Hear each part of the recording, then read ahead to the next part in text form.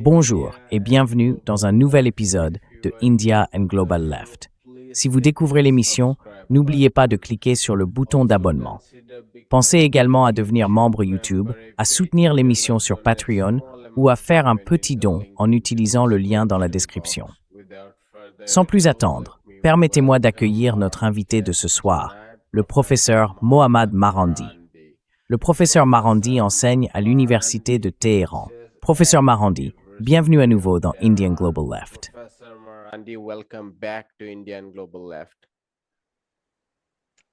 Merci beaucoup de m'avoir invité. C'est toujours un plaisir d'être dans votre émission.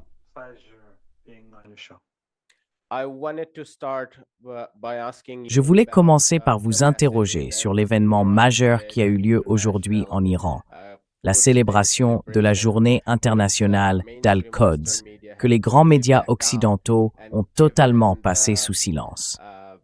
Étant donné le changement radical de l'opinion publique concernant la Palestine en Occident, il est assez déroutant que cela ait été complètement ignoré. Pourriez-vous donc nous parler un peu de la signification de cette journée, le dernier vendredi du Ramadan, et de ce qui s'est passé en 1969 en rapport avec la Palestine? Et puisque cela se déroule en pleine guerre, quelle est la portée de tout cela?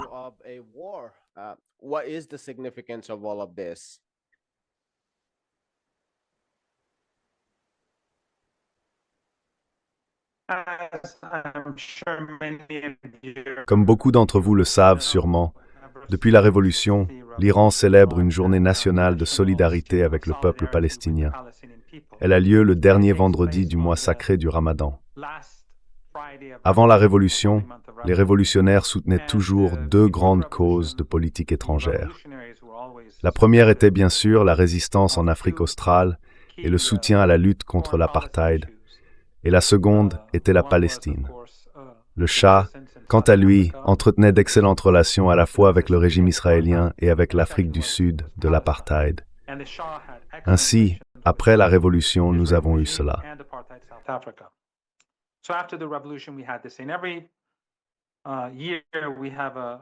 Et chaque année, nous avons un grand rassemblement de personnes en soutien à la Palestine à travers tout le pays. Ce n'est pas seulement dans une seule ville.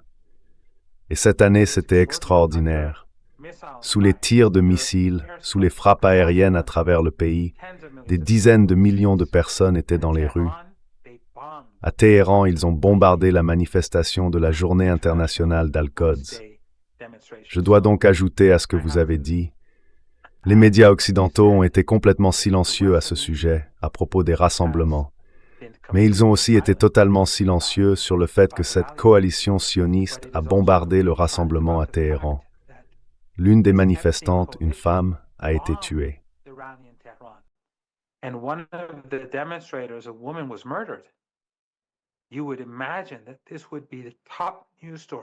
On pourrait imaginer que ce serait la principale nouvelle.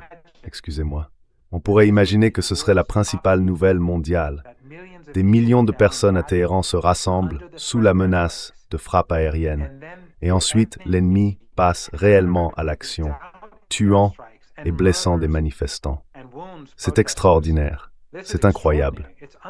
Les mêmes médias occidentaux qui mentent sur l'Iran, qui prétendent que la police iranienne a abattu des manifestants pacifiques, et toutes ces absurdités, permettent à leurs maîtres de bombarder des manifestants en Iran, puis dissimulent cela à la communauté internationale. Ils ignorent complètement toute l'affaire.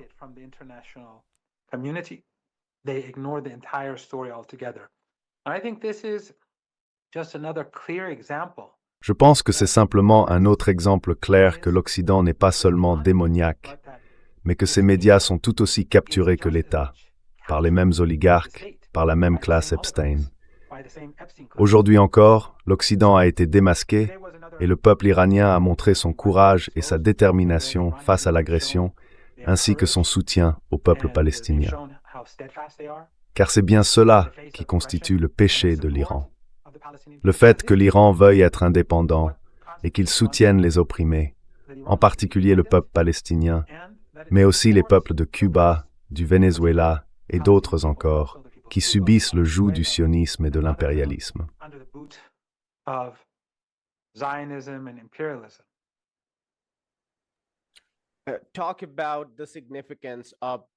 Parlez de la signification de tout cela après la frappe contre l'école de Minab, où 175 filles ont été assassinées et le bâtiment incendié.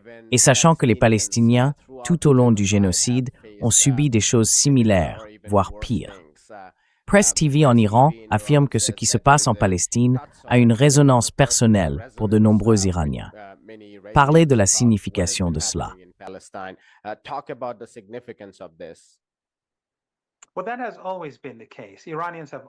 Eh bien, cela a toujours été le cas.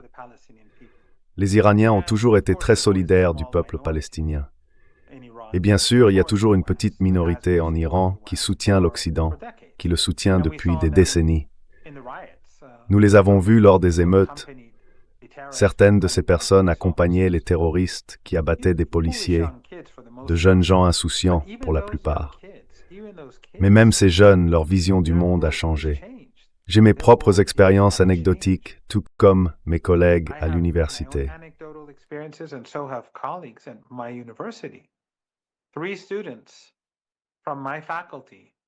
Trois étudiants de ma faculté m'ont contacté pendant cette période de guerre, dans les tout premiers jours du conflit. Tous trois avaient participé aux émeutes. Ils ne faisaient pas partie de ceux qui utilisaient des armes ou portaient des fusils, mais ils étaient sortis dans la rue, emportés par l'excitation, probablement en train de faire des choses insensées. Je ne leur ai pas demandé ce qu'ils avaient fait exactement. Deux d'entre eux étaient assez émus. Et les trois voulaient savoir ce qu'ils pouvaient faire pour se racheter. Ils voulaient aider. Je leur ai conseillé de parler à certaines personnes qui pourraient les aider à trouver un moyen utile au pays.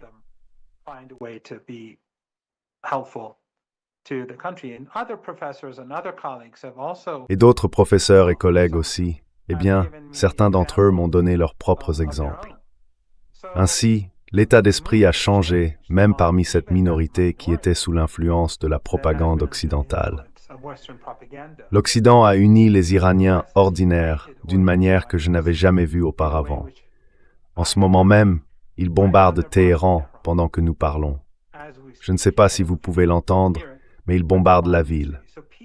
Les gens comprennent donc que les jeunes ont été trompés par l'Occident à travers son empire médiatique en langue persane, basé dans les capitales occidentales, où des milliards de dollars par an sont versés à ces soi-disant expatriés iraniens pour diffuser de la propagande contre l'Iran.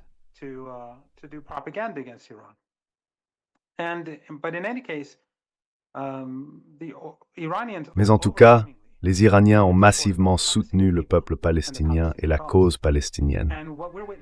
Ce que nous voyons aujourd'hui en Iran est un avant-goût de ce qui a été infligé au peuple palestinien. Les États-Unis et le régime sioniste ont bombardé. Aujourd'hui, les États-Unis ont bombardé un entrepôt rempli de médicaments et de lait en poudre dans la ville de Hamadan et l'ont détruit. Ils savent ce qu'ils font et ce sont des terroristes. Ils ont bombardé des hôpitaux, des écoles et tout le reste, comme vous le savez. Et bien sûr, je dois aussi souligner que l'héroïsme des Lipas dépasse l'entendement.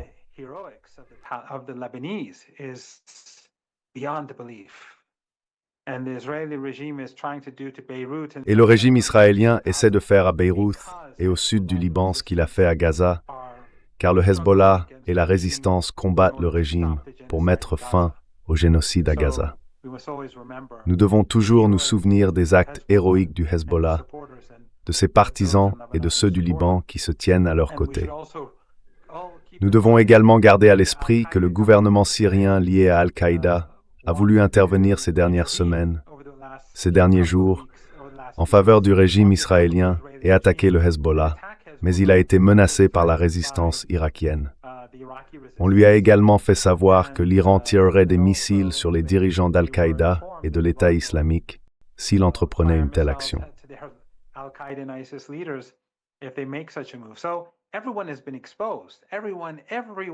Tout le monde a été exposé, tout le monde dans cette région.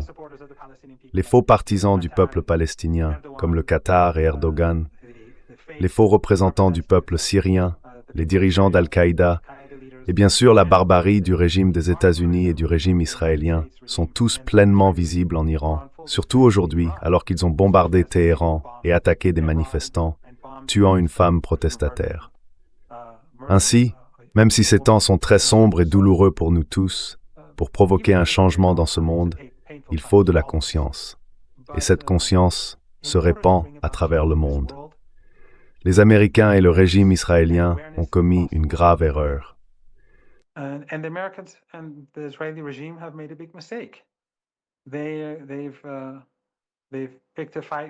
Ils se sont attaqués au mauvais pays et au mauvais peuple. L'axe de la résistance a une grande foi en sa cause. Leurs croyances religieuses soulignent l'importance de soutenir les opprimés et de se dresser contre les oppresseurs. Leurs modèles sont bien sûr les prophètes. Mais l'histoire du petit-fils du prophète Mahomet et de la bataille de Karbala résonne chez tous les Iraniens et chez tous les membres de l'axe de la résistance. Cela a of confer is a seaward pour s'adressement les teps et les crimes commis dans teledubers rem l'axe Epstein.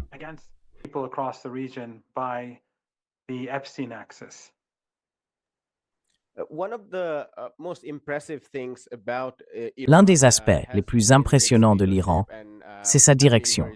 Et je le dis très sérieusement. J'ai suivi leur comportement, leur discours, à quel point ils sont raisonnables et réfléchis, et cela depuis de nombreuses années. Mais maintenant, ils montrent aussi à quel point ils sont défiants. Aujourd'hui, je veux dire, Pete Hegseth nous disait que les dirigeants iraniens se cachaient et vivaient dans la peur. Mais aujourd'hui, lors de la journée d'Al-Quds, nous avons vu le président Raisi dehors, sans aucune sécurité. Nous avons vu Ali Larijani, le chef du Conseil suprême de sécurité nationale. Il y avait le ministre des Affaires étrangères, Abbas Araghchi, et aussi, si je ne me trompe pas, le président de la Cour suprême, Gholam Hossein Mohseni Ejei. Voilà l'esprit de défi que nous voyons en Iran.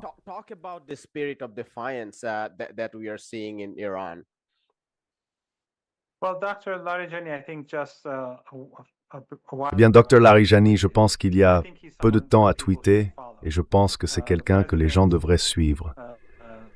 Le président du Conseil suprême de sécurité nationale, Dr Larijani, le président du Parlement, Dr Golubov, le ministre des Affaires étrangères également, ainsi que le porte-parole du ministère des Affaires étrangères, je pense que ce sont des personnes qu'il faut suivre. Mais Dr Larijani, le président du Conseil suprême de sécurité nationale, a tweeté à Hegseth que nos dirigeants sont dans les rues. Vos dirigeants vont sur l'île d'Epstein. Et c'est là la différence entre nous et eux. Nos dirigeants viennent du peuple. Ils sont issus du peuple. Et c'est ainsi que cela doit être. C'est ce que dictent nos croyances religieuses et culturelles. C'est ce pourquoi la révolution a eu lieu. That was what the revolution was all about. We did not want some Shah who... Nous ne voulions pas d'un Shah qui amassait des richesses pour lui-même et sa famille, qui était un agent des étrangers et un lâche. Nous voulons des dirigeants qui restent fermes et résolus face à l'agression, qui soutiennent la presse et qui se dressent contre les agresseurs. Et c'est ce que nous avons. Nous avons des dirigeants différents, avec des opinions différentes, des politiciens différents et des camps politiques différents. Mais, en général, ce sont ces principes que nous admirons et que nous attendons de nos dirigeants. S'ils ne les possèdent pas, nous n'en voulons pas. C'est cela qui rend la résistance, l'axe de la résistance en Iran, unique. Et je ne dis pas cela parce que je suis iranien. Si l'Iran était comme l'un de ces autres régimes despotiques inféodés aux États-Unis, je me dresserai contre lui.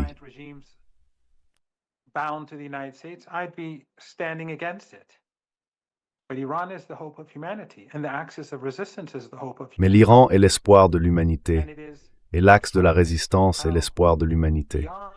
C'est extraordinaire de voir comment, au-delà des attentes des peuples du monde entier, ils ont réussi au cours des 2 dernières semaines à repousser l'empire du mal, malgré sa brutalité absolue. Et bien sûr, les peuples de la région ont le cœur tourné vers l'Iran. La résistance dans toute la région reste également ferme, que ce soit au Liban, en Irak, au Yémen ou ailleurs. Mais nous n'avons pas encore intensifié les choses. Si la situation s'aggrave, vous verrez que nous porterons cela à un niveau bien supérieur. Notre capacité à affronter l'Empire est immense. Mais nous voulons mettre fin à cette guerre par la victoire, et aussi d'une manière qui ne détruise pas l'économie mondiale. Nous voulons que le monde puisse continuer à prospérer, si tant est que l'on puisse qualifier de prospérité ce qui existe aujourd'hui dans le monde.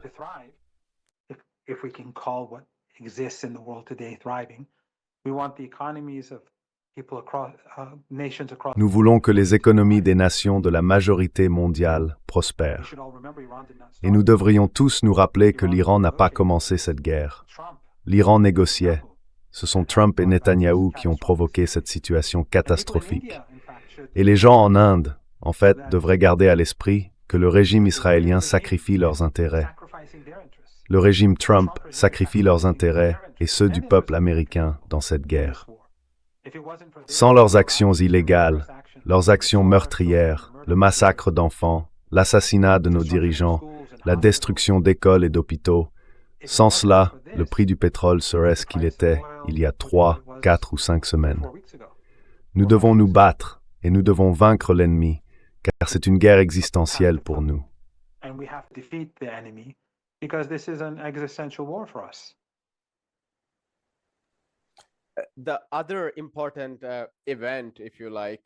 L'autre événement important, si vous voulez, c'est que nous avons vu le discours écrit du nouveau guide suprême iranien, Mojtaba Khamenei. J'ai lu le discours et il était assez impressionnant. Il a parlé de sa propre perte personnelle et a utilisé l'expression selon laquelle il considère le martyre de sa famille comme un envoi vers les caravanes du martyr. Il a également évoqué les Palestiniens, la résistance héroïque, ainsi que le soutien et le sacrifice au Yémen et au Liban. Il a parlé de la nécessité de maintenir le détroit d'Ormuz fermé, de l'esprit de défi et du fait que l'Iran devait continuer à punir ses ennemis, parlant ouvertement de vengeance. Pourriez-vous nous dire un peu ce que vous pensez du nouveau dirigeant? Quelles sont les choses qui vous ont marqué dans ce discours écrit?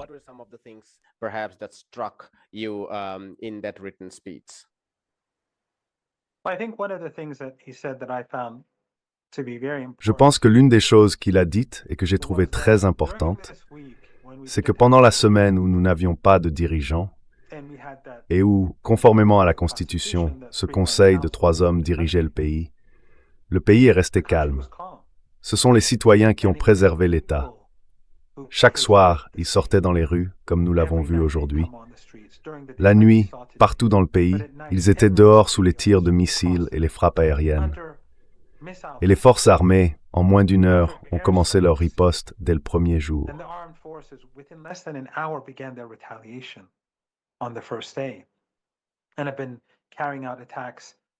Ils ont mené des attaques contre le régime Trump et le régime Netanyahou au cours des dernières semaines. Je trouve cela extraordinaire. L'Occident ment toujours. Les médias occidentaux, parce qu'ils sont capturés. Ce sont les médias de la classe Epstein. Ils mentent et disent que les Iraniens sont contre l'État. Nous n'avions pas de dirigeants, et plusieurs hauts responsables des forces armées ont été martyrisés avec le dirigeant. Et pourtant, le pays est resté calme et stable. Les gens s'efforçaient d'aider les forces armées, le gouvernement et l'État à se dresser contre l'ennemi. Je pense que c'est un point clé dont l'histoire se souviendra. Un autre élément, de manière générale, que je trouve important, c'est que la constitution iranienne fonctionne plutôt bien.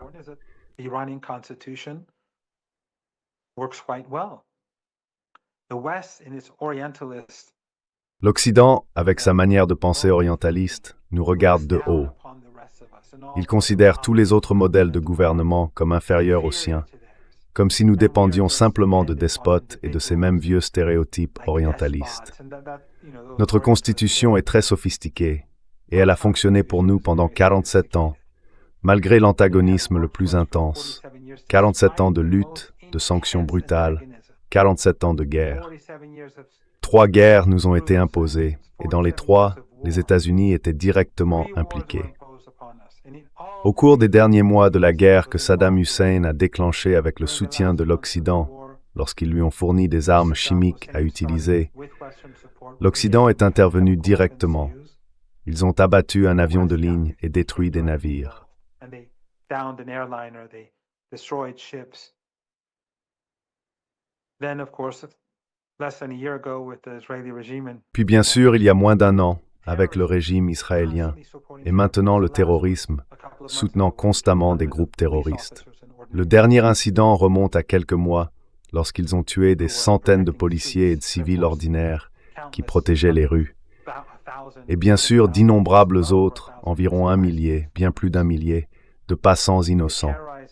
Ils terrorisent l'Iran, ils mènent la guerre contre l'Iran, et ils ont imposé des sanctions, mais ils échouent, et la Constitution fonctionne de manière à ce que tout se déroule sans heurts, même dans les moments les plus critiques. Cela montre la sophistication de la Constitution iranienne, la Constitution de la République islamique d'Iran, et cela montre où se situe le peuple.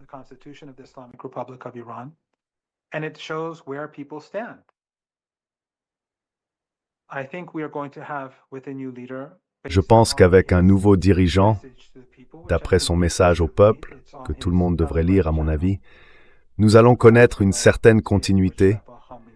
Ce message se trouve sur le canal Telegram et le compte Twitter de l'ayatollah Saïd Mujtaba Khamenei et probablement ailleurs. Je ne sais pas, ce sont les deux seuls que j'ai vus. Les gens devraient le lire et je pense que c'est un signe que nous aurons de la continuité. C'est un signe de confiance en soi, la confiance en soi du peuple iranien et de l'axe de la résistance.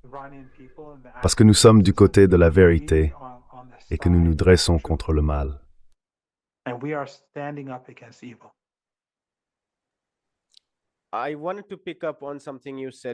Je voulais revenir sur quelque chose que vous avez dit pendant cet entretien, à savoir que l'Iran n'a pas encore procédé à une escalade totale.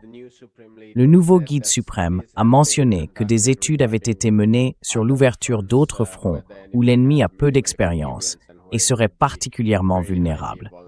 Que pensez-vous de ces possibilités?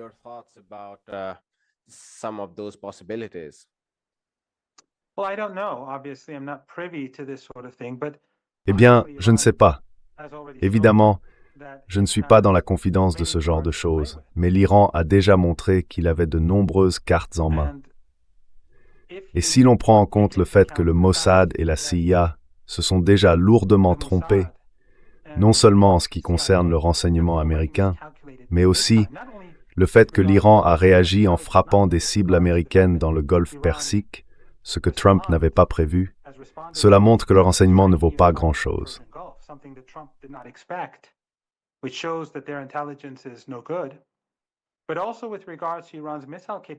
Mais en ce qui concerne également les capacités balistiques de l'Iran, le Mossad et les agences de renseignement occidentales, ainsi que les médias, affirmaient que l'Iran ne possédait qu'un certain nombre de missiles.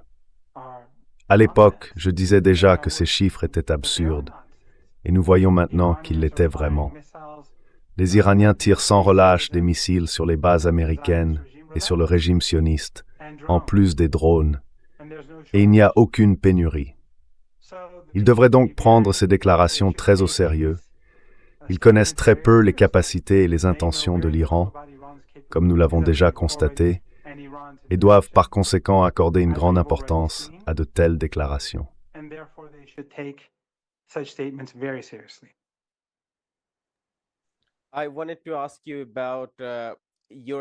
Je voulais vous interroger sur vos spéculations concernant un éventuel cessez-le-feu, même si nous n'avons vu aucun signe en ce sens de part et d'autre.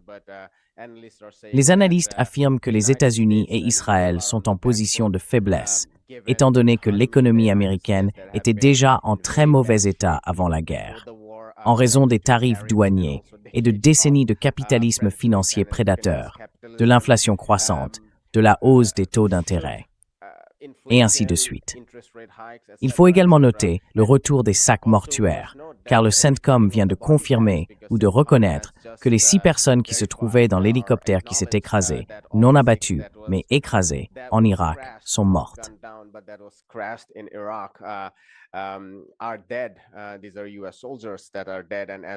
Ce sont des soldats américains qui sont morts. Et à mesure qu'ils continuent de revenir aux États-Unis, l'opposition va croître de façon exponentielle, de plus en plus, étant donné qu'il s'agissait déjà d'une guerre très impopulaire. Si les États-Unis cèdent, quelles pourraient être certaines des conditions que la partie iranienne pourrait imposer? On parle maintenant de réparation. On parle aussi de supprimer certaines de ces bases dans le Golfe Persique. Quelles pourraient être certaines de ces conditions, si vous pouviez un peu spéculer? Well, any agreement will have to include Iran's allies in the region. Eh bien, tout accord devra inclure les alliés de l'Iran dans la région. C'est la première chose. Ensuite, l'Iran devra être assuré, non pas par un morceau de papier, mais par des faits concrets, que sa sécurité dans les années à venir ne sera pas menacée. Et l'Iran exigera des réparations. Ces petites dictatures familiales arabes du Golfe Persique ont aidé les États-Unis à commettre ces atrocités, et elles devront certainement payer. Je ne connais pas encore les détails, mais il me semble évident que les Iraniens seront implacables pour s'assurer que leur sécurité et leur avenir ne soient pas menacés par les États-Unis et que les faits sur le terrain soient tels qu'ils puissent avoir la certitude que leurs exigences sont satisfaites.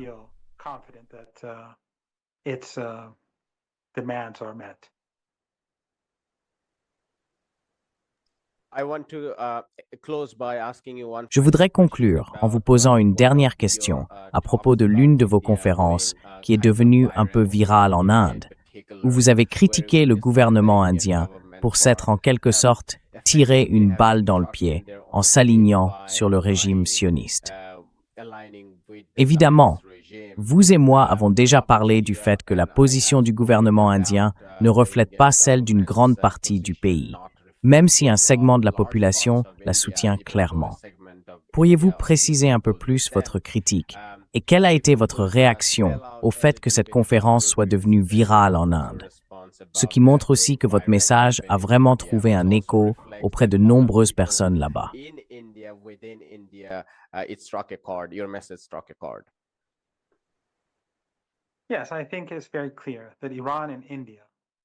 Oui, je pense qu'il est très clair que l'Iran, l'Inde, le Pakistan et le sous-continent partagent tous un héritage commun, un héritage civilisationnel et culturel qui devrait nous rassembler. L'Empire occidental a travaillé dur pendant des siècles pour diviser les peuples à travers le monde. Et au cours du dernier siècle, il a réussi à diviser le sous-continent et l'Asie occidentale de multiples façons afin de préserver son hégémonie. C'est évident.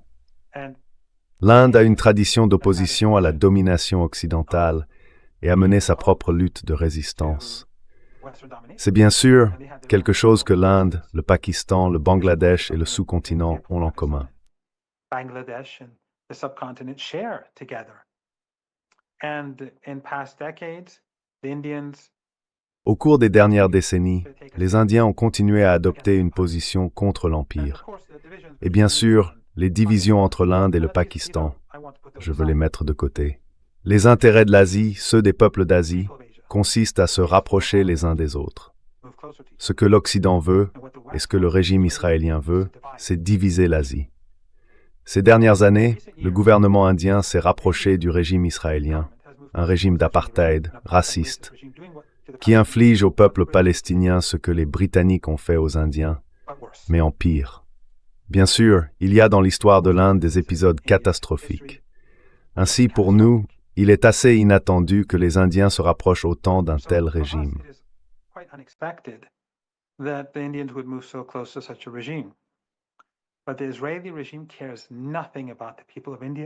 Mais le régime israélien ne se soucie pas du tout du peuple indien, ni de quiconque dans le monde. Je veux dire, c'est évident, car ce sont des suprémacistes. Ils se considèrent comme le peuple élu, et le reste d'entre nous sommes tous des Amaleks, y compris les Indiens. En ce moment, le régime israélien sacrifie les intérêts des peuples du monde entier à travers cette guerre.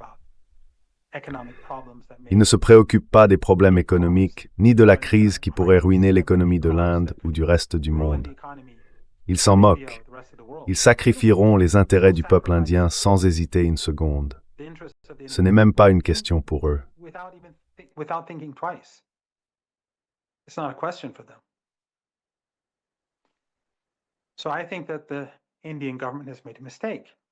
Je pense que le gouvernement indien a commis une erreur en se rapprochant autant d'une entité qui ne se soucie ni de l'Inde ni de quiconque. La meilleure chose que le gouvernement indien puisse faire est de prendre ses distances avec ce régime, afin de le forcer, ou du moins de le pousser, à mettre fin à ces guerres sans fin. C'est dans l'intérêt du peuple indien, car l'Inde est un pays composé de nombreuses religions et communautés. Et ses voisins ont eux aussi des religions différentes. Si l'Inde est perçue comme étant du bon côté de l'histoire, cela contribue à rapprocher l'Asie. Cela améliore la vie de tous et marginalise ceux qui cherchent à perturber l'économie mondiale pour imposer leur vision suprémaciste au monde.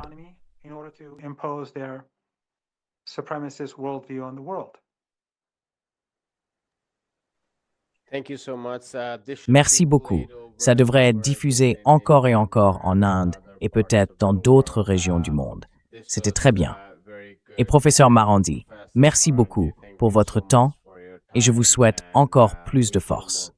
Merci beaucoup de m'avoir invité. Thank you very much for having me. Hi, my name is Ayushman. Bonjour, je m'appelle Ayushman. Avec Mudyal Jyotishman, nous avons lancé cette plateforme. Au cours des 2 dernières années, nous avons essayé de créer du contenu pour les forces de gauche et progressistes. Jusqu'à présent, nous avons interviewé des économistes, des historiens, des commentateurs politiques et des militants. Si vous avez apprécié notre contenu et souhaitez que nous construisions une archive pour la gauche, j'ai 2 demandes à vous faire. Veuillez envisager de faire un don à cette cause. Le lien se trouve dans la description ci-dessous. Et si vous ne pouvez pas le faire, ne vous en faites pas. Vous pouvez toujours aimer et partager nos vidéos avec vos camarades. Enfin, n'oubliez pas d'appuyer sur le bouton d'abonnement. Don't forget to hit the subscribe button.